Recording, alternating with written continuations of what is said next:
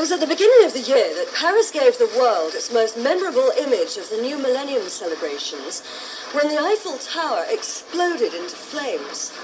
Hello, I'm Katie Haswell, and welcome to the Art Club. You know, Paris is on fire itself at the moment, with cultural events to blow your mind and to mould the new millennium.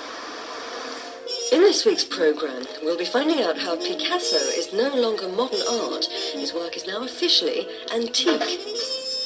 We'll be seeing what's really new as the best from the world gather under a bridge over the River Seine.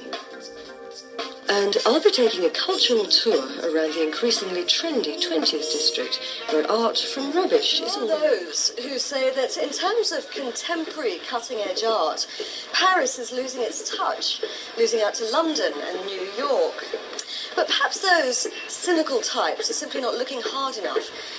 The Garrets might have gone, but Paris is still nurturing art, and in fact, art's coming out of rubbish.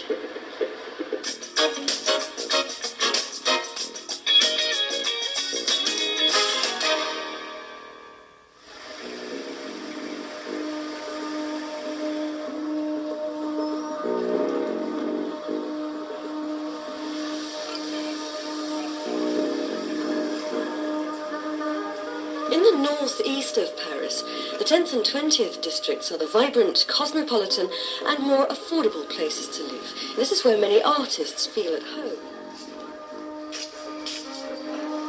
In amongst the rebuilding and reclaiming of the 20th district, Régis Aubry clings on to a building which he's rescued from decay.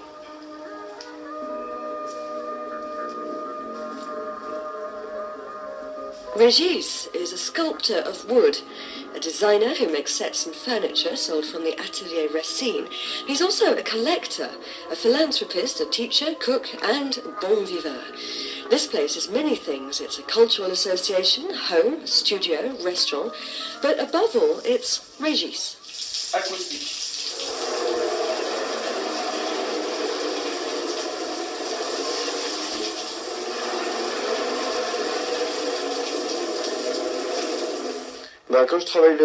When I work with wood, I think that I'm not alone.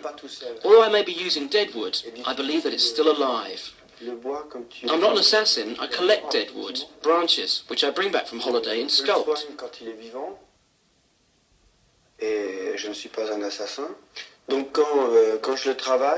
When I'm working with this wood, I think of this second life in the country, and we mustn't neglect it. We must respect it in all its greatness. Il faut pas le négliger. Bon, par exemple, ça, c'est deux morceaux de bois que j'ai trouvé. These are two pieces of wood that I got from a wood cellar in the Dordogne. Two pieces which I'm going to use as wardrobe doors.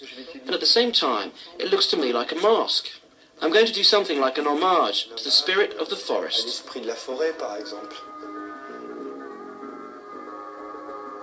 Régis also invites artists to come and stay, giving them studio space, guidance and help. Over the years, many have benefited from Régis and his cultural association.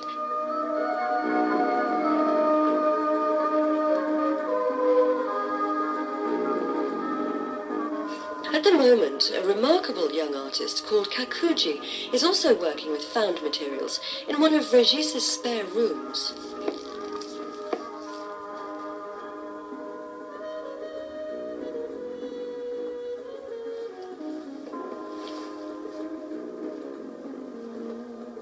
I like to give life to what's neglected, to give life to dead objects, if you want, you know, objects which people throw away and give them objects a new life, to a new interpretation. Yeah. At the beginning, it started out because when I came to Paris, I didn't have money to spend. I knew I could not work on canvases because canvases are very expensive. The more I worked on found objects, the more I liked the fact of working on different kind of supports. I like the fact of looking at the inside of humans, looking inside behind the masks, you know. So it's, using the X-ray is my way of looking for the truth, you know. I like the way of living of Paris. It's much more laid back, you know. When you look at of everything which has happened in history, it's been either the man has caused it, you know. I think it's men who make war. And so a lot of my work is talking about that. I like the movement of the fire. It's a man going crazy. I see a human and the devil at the same time.